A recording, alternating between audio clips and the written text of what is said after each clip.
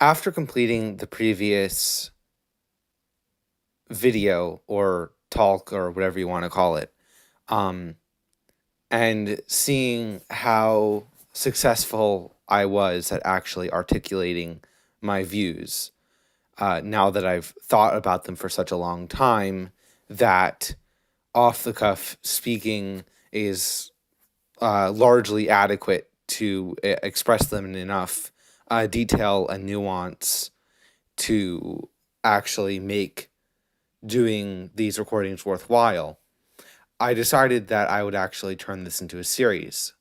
But before I move on with the next section, which is going to cover spinning out more of what we can understand or get from the presuppositions that I arrived at in the first section, I want to explore a little more the concept of performative basicness, because it's a key point in the selection of the presuppositions that I covered earlier.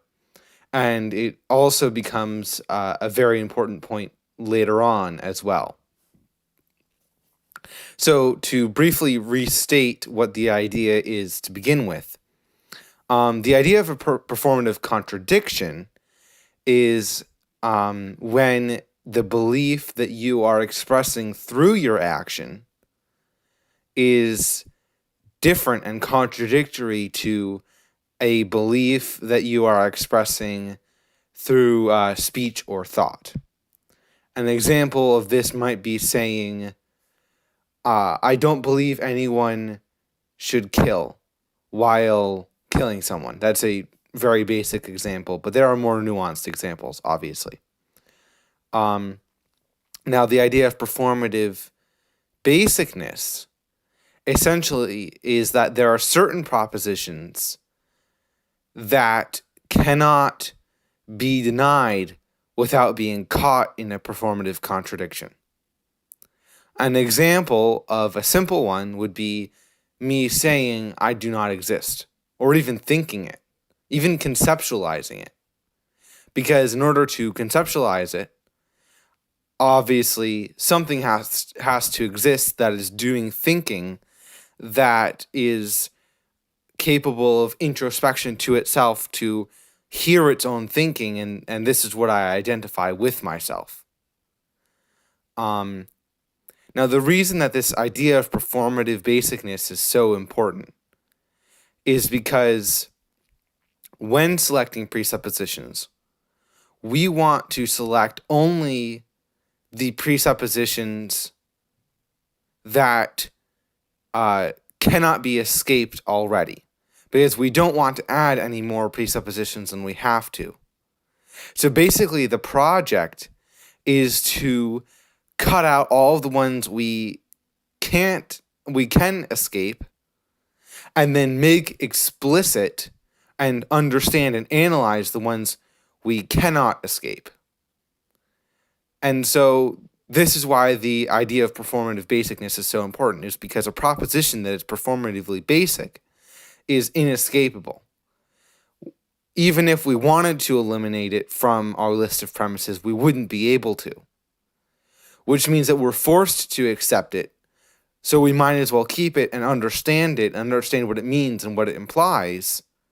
But it doesn't give us license to just pile more things on top.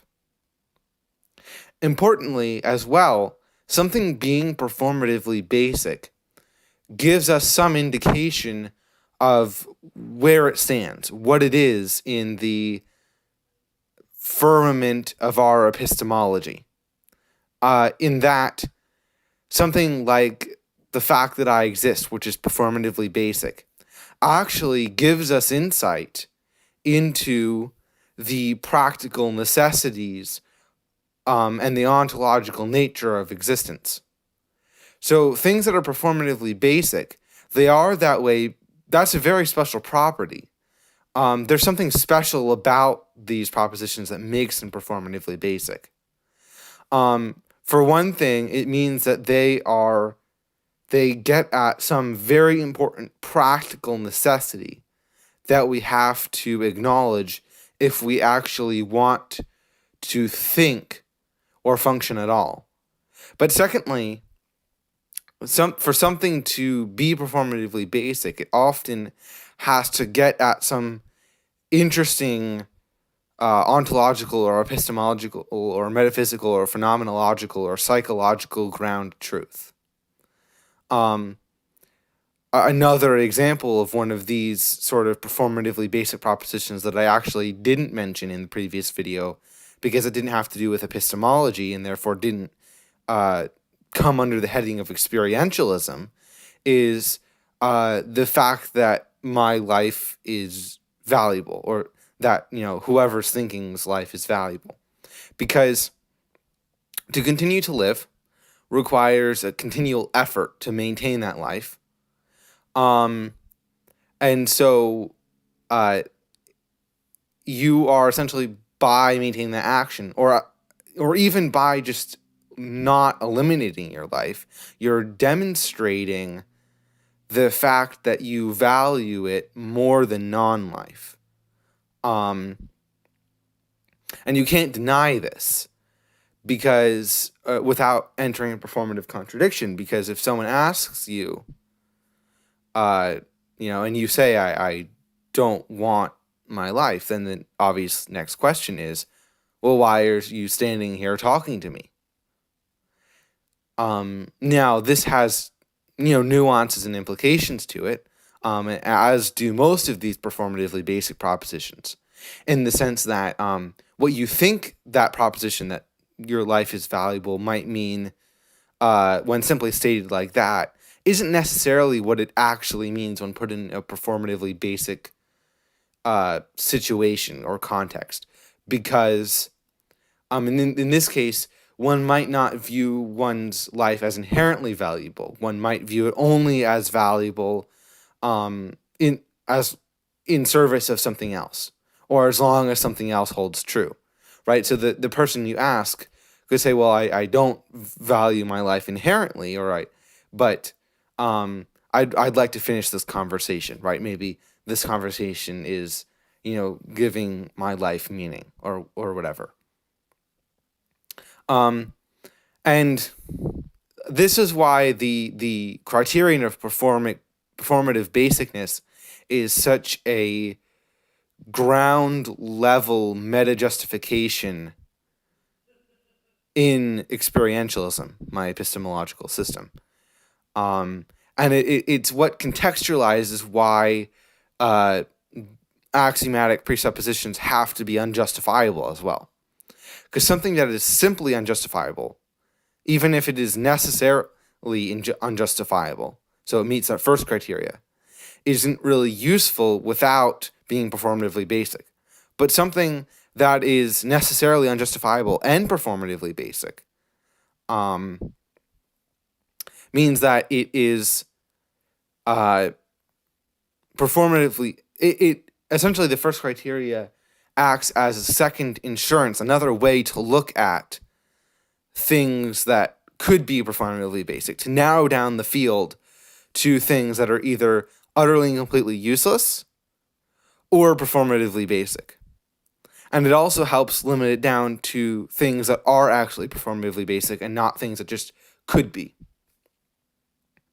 Additionally, I gave some examples of how the prima facie validity of induction could be performatively basic, a performatively basic presupposition.